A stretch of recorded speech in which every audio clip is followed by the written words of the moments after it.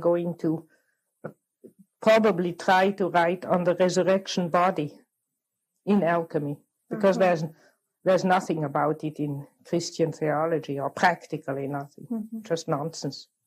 Is there a connection to the subtle body? Yes, naturally. You see, Western alchemy is a parallel attempt to what in Eastern Taoism and Buddhism is trying to build the diamond body, or the eternal body, which survives death, which is a kind of subtle body. Dreams and symbols having to do with this building of a subtle body are really objective material. It's not just a myth or a story, but it's an objective reality. It is the reality. All the rest is superficial illusion. It's what really happens in a human being. And therefore, at the end of life, there's the big showdown. Have you frittered away your life in superficiality? Or as Jung said about a woman once, 5 minutes after her death, she'll not remember this life anymore. Or have you built something eternal in which your individuality can survive and not just get dissolved like the atoms of your body? So death itself is the showdown. I think so, yes. What do you say when someone asks you about life after death? I say, I believe in it, but you needn't believe in it if you don't want to, or if you have no evidence to believe in it. You can't prove it to anybody or ram it down their throat. If they don't want to believe it, they have reasons not to believe it. That's okay too. Do you think it's important to fantasize about death? Oh, yes. I know that one aged pupil went to Jung a few years before his death, and in order to find out what he thought about life after death, and he said, that won't help you on your own deathbed to think what I believed. You have to build up your own viewpoint. You have to work on it yourself and find your own standpoint. You cannot quote Jung in the dying moment of dying. Wouldn't help much. It would take 2 tapes to tell it. It's a very, very, very long dream. But the essence at the end of it is that I had to find the magical water which brings life and death. And then I experienced the birth of Aphrodite out of the sea. So I would say that is alchemy. That's what I consider to be my myth. And the birth of a goddess. Yeah, that would be the birth. In a woman, that would be the birth of the self. Well, let's invent a synchronistic event. Let's say I am going to a shop and I choose a blue frock, and I have some changes made and they should send it next week. I lose in the meantime a near relative and when the box arrived, it's a black frock.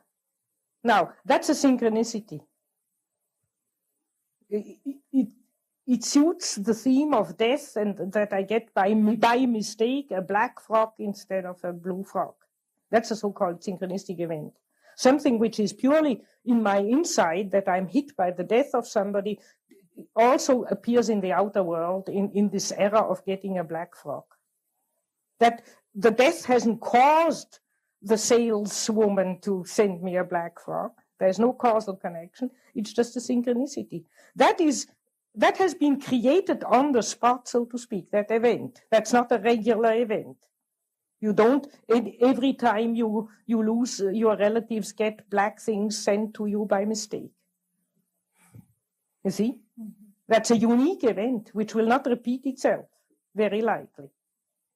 So there, magical thinking would say a ghost made it or God made it. And then it's very simple. Magic thinking explains it quite clearly. Fate did it. But if you don't think in magical causality, fate did it, God did it, an imp did it.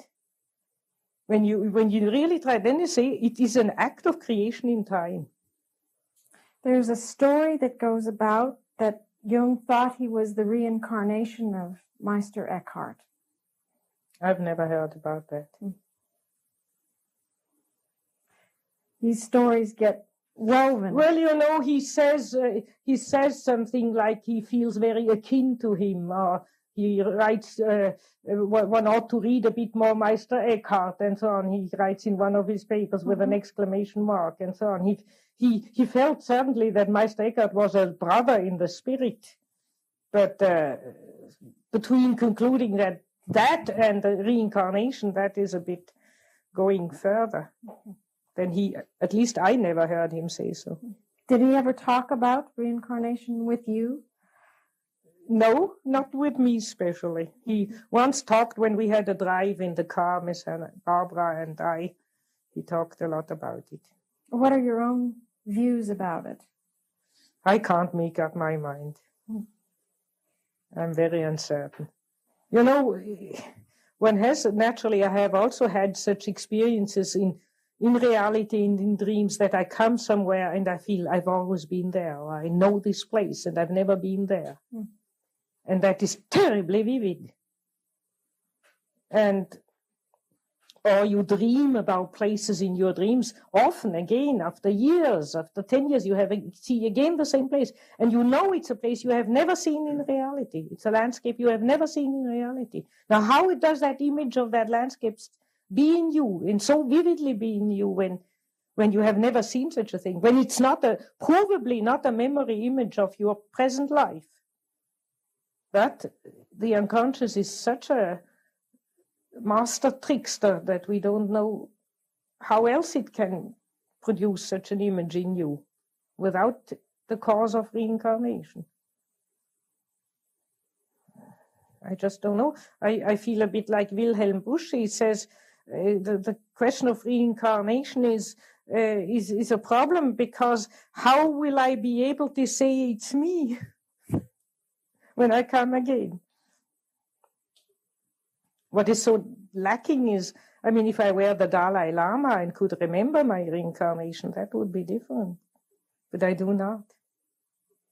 The question of an identity, what is the identity that is built in the individuation process, or if you call it the subtle body, and what is that identity that goes on is involved also?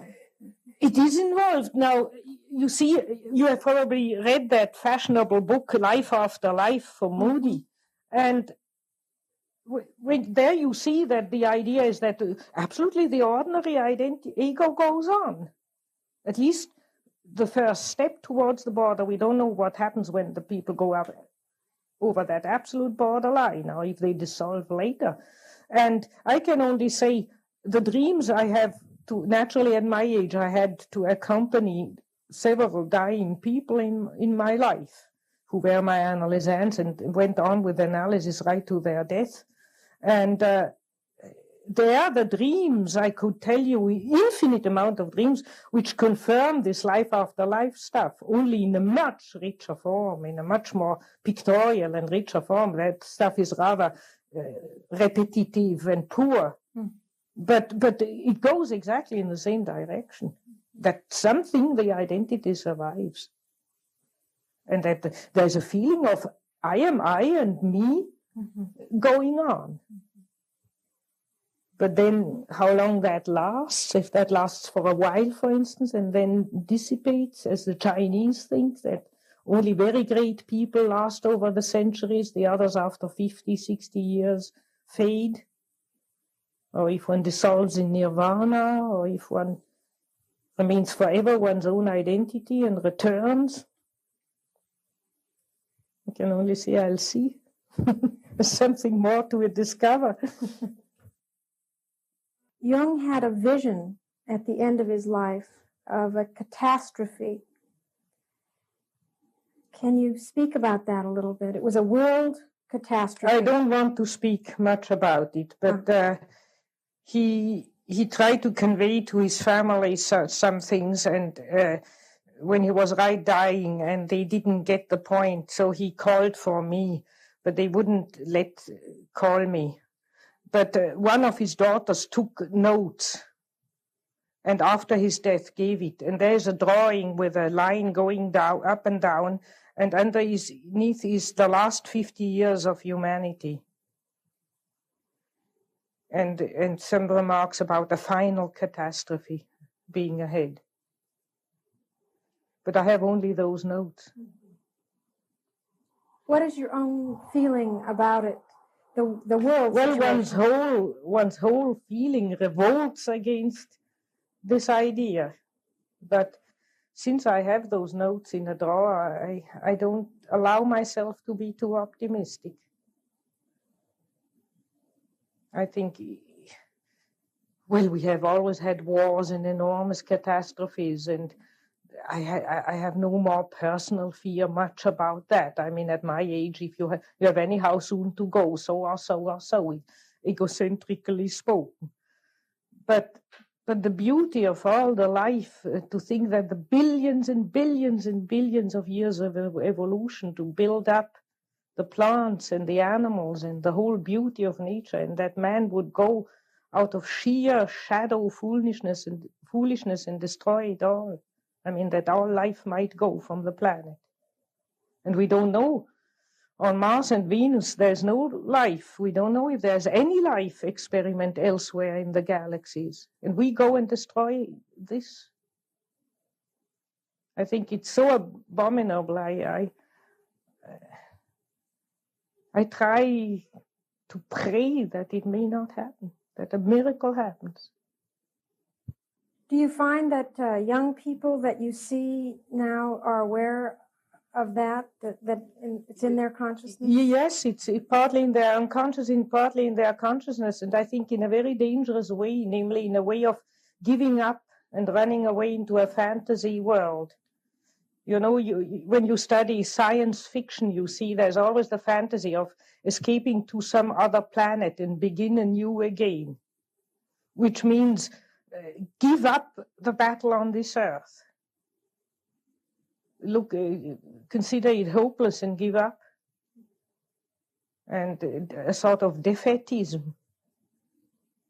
And perhaps that is because there is a world catastrophe impending and they are only feeling what is true. But I think one shouldn't give up. Because if you think of answer to Job, if man would wrestle with God, if man would tell God that he shouldn't do it, if we would reflect more, that's why reflection comes in. One might just sneak round the corner. Jung never thought that we might do better than just possibly sneak round the corner with not too big a catastrophe. When I saw him last, he had also a vision while I was with him, but there he said, I see enormous stretches devastated, enormous stretches of the earth. But thank God it's not the whole planet. So perhaps that is true. It's awesome to contemplate that everything about one's existence, one's personal life, for example, is known. The story is there. Yes, but you must not interpret that in the meaning of fatalism, you know, that it is absolutely predetermined. There is a kind of free space of freedom in between. You have a certain choice on what level these things want to realize themselves.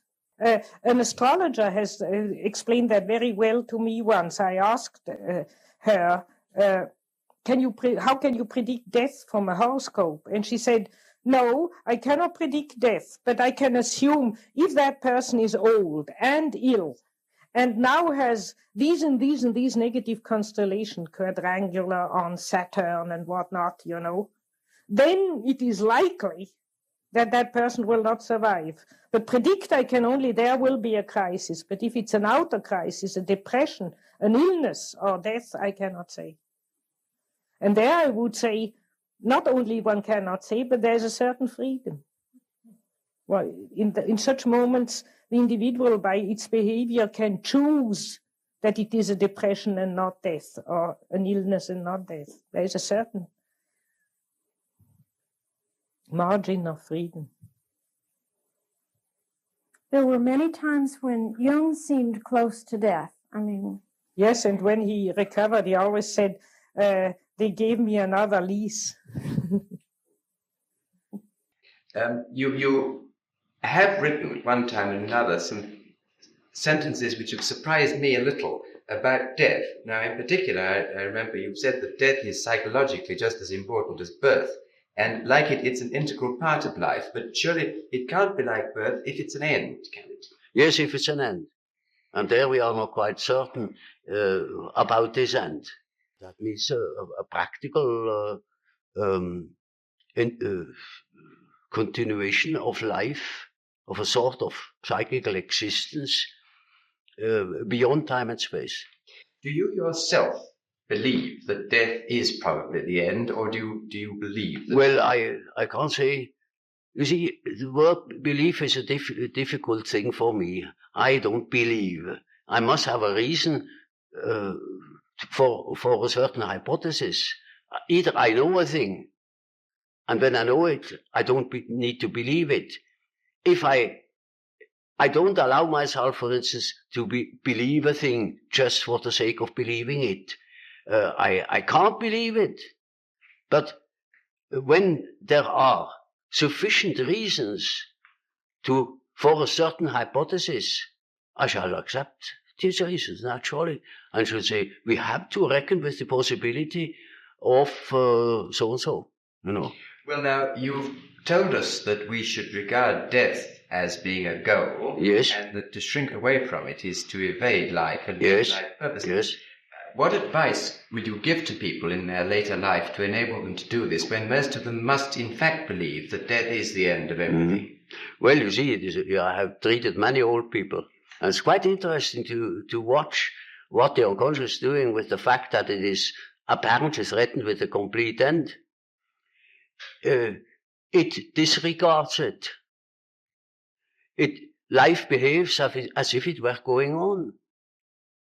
And so I think it is better for old people to live on, to look forward to the next day, as if he had to spend centuries. And then he lives properly. But when he is afraid, when he doesn't look forward, he looks back, he petrifies, he gets stiff and he dies before his time. But when he is living on, looking forward to the great adventure that is ahead, then he lives. And that is about what the unconscious is intending to do.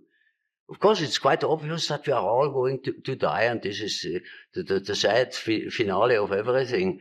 But nevertheless, there is something in us that doesn't believe it, apparently. But this is merely a fact, a psychological fact. Doesn't mean to me that it proves something. It is simply so. For instance, I may not know why we need salt, but we prefer to eat salt too, because you feel better. And so when you think in a certain way, you may feel considerably better.